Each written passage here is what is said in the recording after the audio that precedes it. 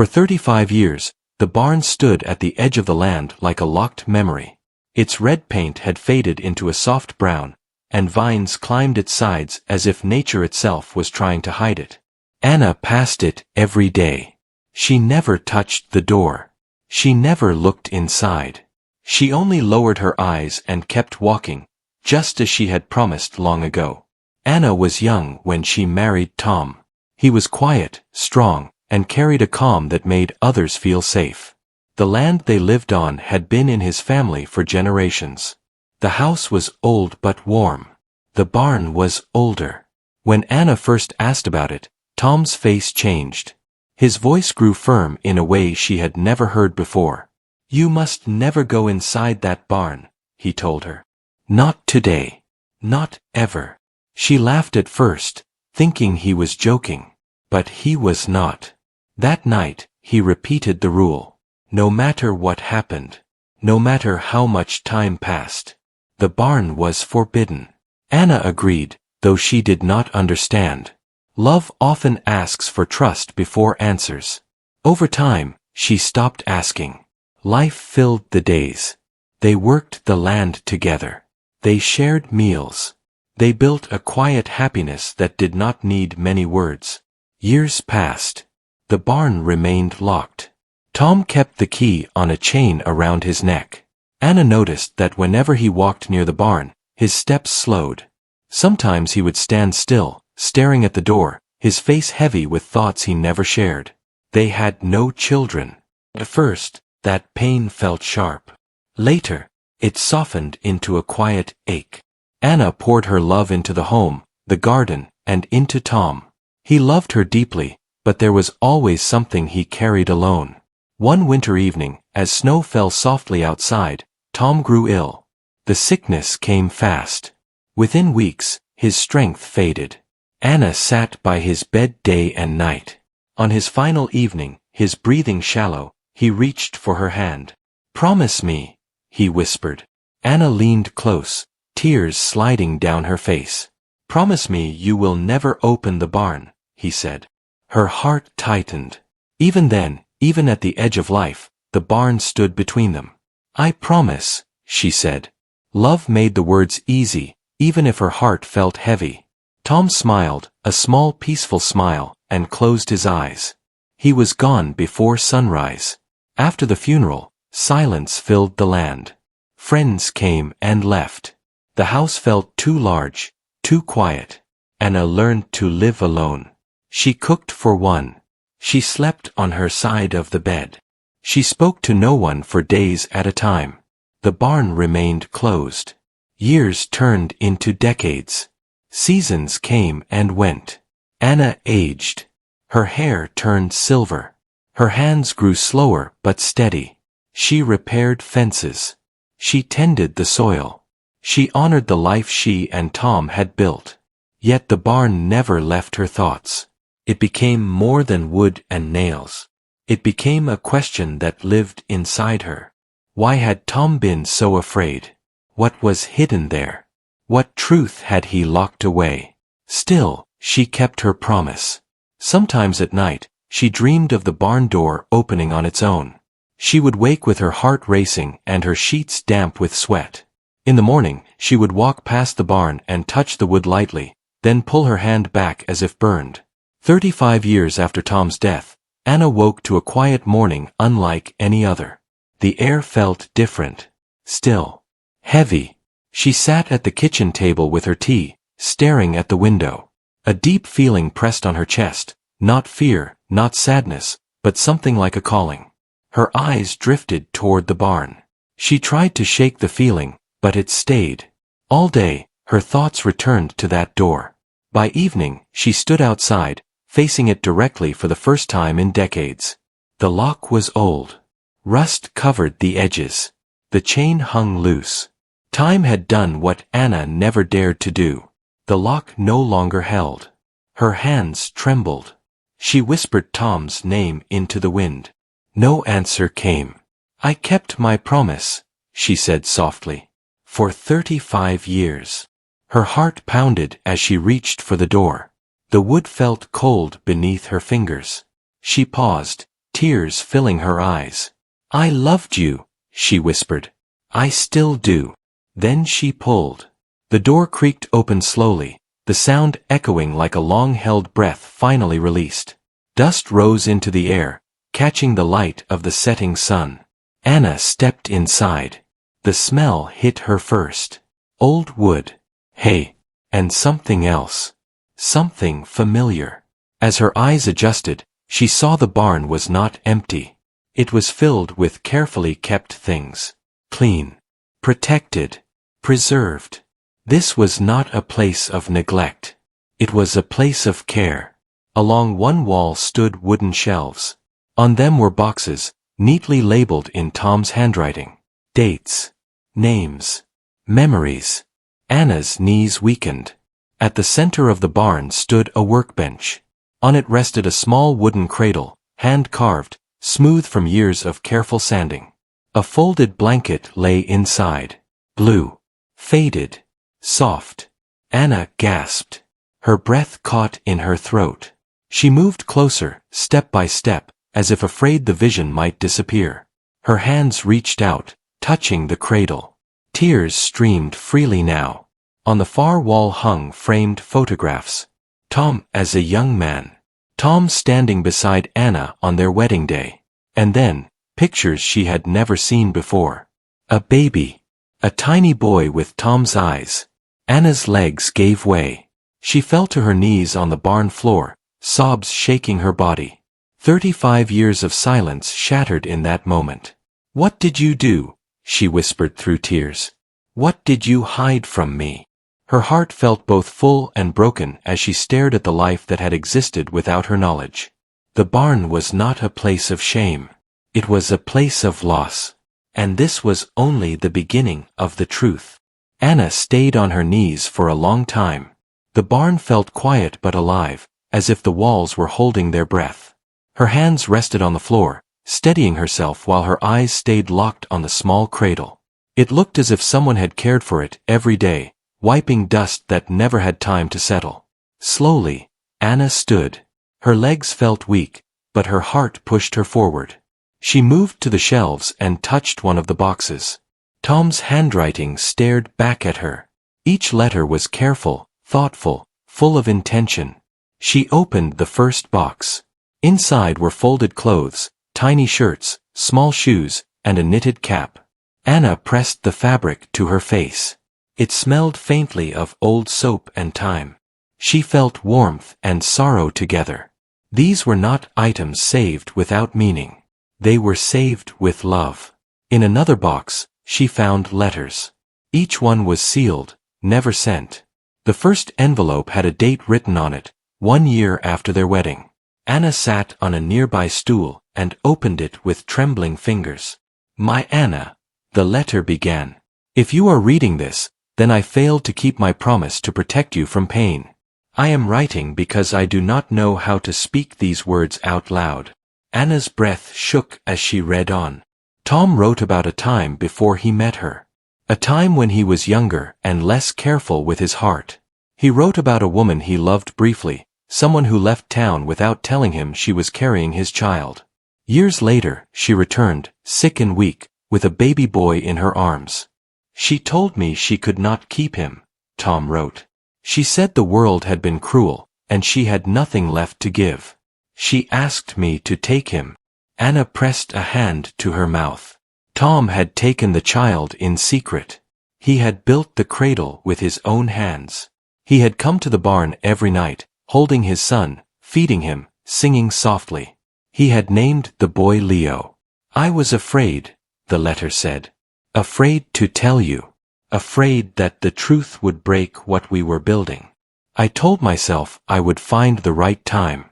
That time never came." Anna closed her eyes. The pain was sharp, but beneath it was something else. Understanding.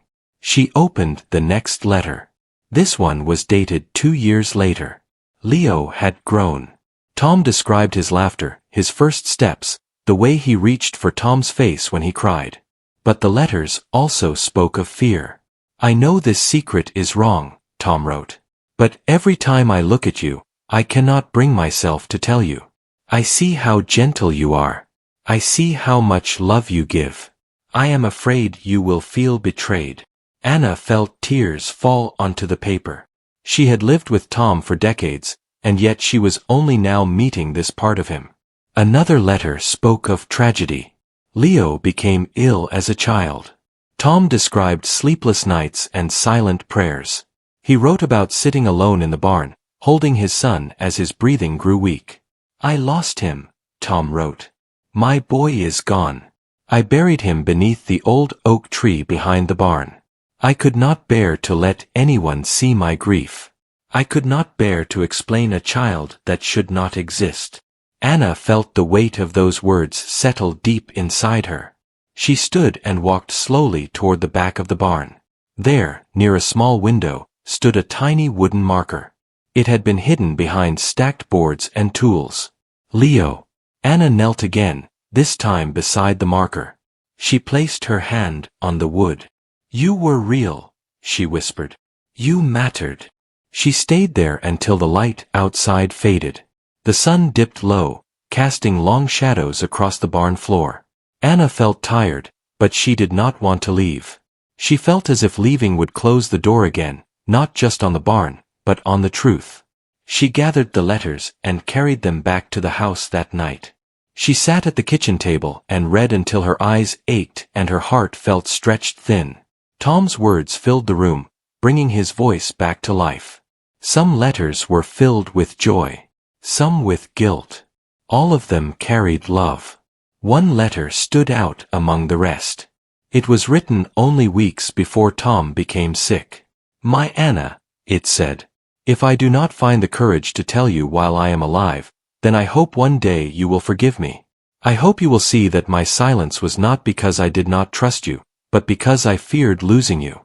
The barn holds my greatest joy and my deepest regret. Anna folded the letter and held it close to her chest. That night, she did not sleep. In the morning, Anna returned to the barn. She felt different now. Lighter in some ways. Heavier in others. She opened every box, touching every memory Tom had hidden away. She found drawings Leo had made, simple shapes and lines. She found a small wooden horse, worn smooth from years of play. She laughed through tears. You would have been a good mother, she whispered to herself. The thought surprised her, but it felt true. As she worked, a sound broke the silence. Footsteps on gravel. Anna turned toward the open door. A man stood there, tall, unsure, his hands clasped in front of him. I am sorry, he said softly. I did not mean to intrude. Anna stared at him. There was something familiar in his eyes. Something that made her heart skip. I am Mark, the man said. I live down the road. I saw the barn open and thought you might need help. Anna nodded slowly. Her voice felt tight. I am Anna. Mark stepped inside carefully, as if sensing the weight of the space. His gaze drifted to the cradle, the drawings, the small grave marker. This place feels important, he said quietly. Anna swallowed. It is. They stood in silence for a moment. Then Mark spoke again. My mother used to tell me stories about a man who helped her when she was young, he said. She said he was kind, and that he saved her when she had nowhere else to go. Anna's breath caught. She said his name was Tom, Mark continued. The world seemed to tilt. Anna gripped the edge of the workbench to steady herself. Her heart raced as pieces began to fall into place. Tom's secret was not as buried as he believed. Mark looked at her, concern in his eyes. Are you all right? Anna nodded slowly. Tears filled her eyes, but this time, they were mixed with something new. Hope. The truth was still unfolding, and Anna felt that the barn had one more story to tell.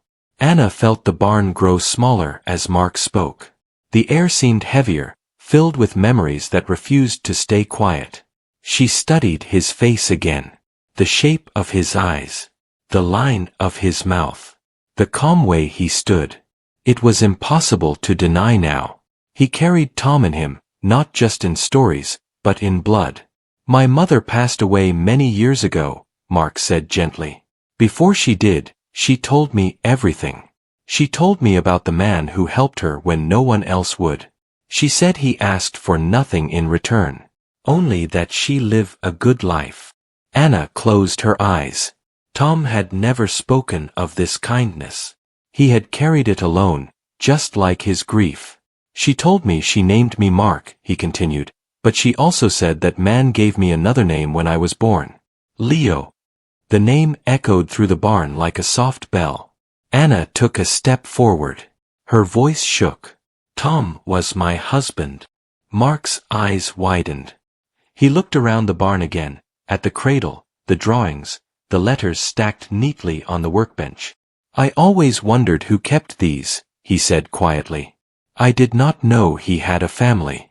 I did not know he had you. Anna nodded. Tears streamed freely now, but they were no longer only tears of pain. They carried release, understanding, a strange sense of peace.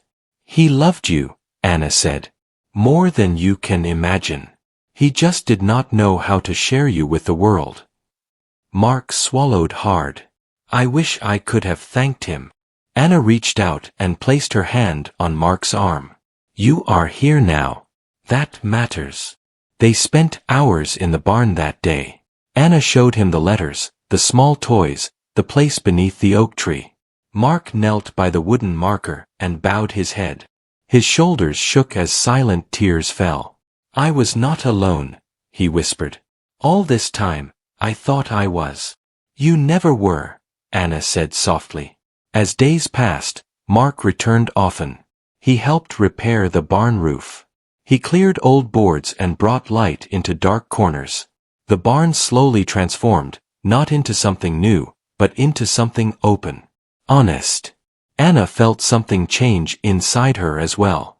The bitterness she had not known she carried began to fade. She spoke to Tom out loud sometimes, telling him she forgave him, telling him she understood. One afternoon, Mark brought a small box. Inside were photographs of his childhood, his mother smiling, a young Mark standing beside a river. Anna studied them carefully. He has your eyes, she whispered to the empty air. Mark heard and smiled sadly. I always felt like something was missing, he said. Now I know what it was. Anna placed the photos beside Tom's letters. Two lives finally connected. Weeks turned into months. The barn became a place of gathering rather than silence. Neighbors stopped by. Stories were shared. Laughter returned to the land. Anna no longer walked past the barn with lowered eyes. She opened the doors each morning and let the sunlight pour in. The space that once held secrets now held truth. One evening, as the sun dipped low, Anna and Mark sat on the barn steps. I never had a family, Mark said. Not really. Anna looked at him. Her heart felt full and fragile at the same time. You do now, she said. Mark nodded. If you will have me. Anna smiled through tears. I already do. They planted flowers near the oak tree. Simple white blooms that returned each spring. Anna spoke Leo's name aloud without fear. Without pain. Only love. Years later, when Anna grew weak, Mark stayed by her side. He listened as she told stories of Tom, of the life they shared, of the love that survived even silence. On her final morning, Anna asked Mark to open the barn doors wide. Let it breathe, she said. Mark did. Sunlight filled the space once more. Anna smiled peacefully. The barn no longer held sorrow. It held forgiveness, truth, and a family finally reunited. And when Anna closed her eyes, she did so knowing that no promise had been broken, only completed.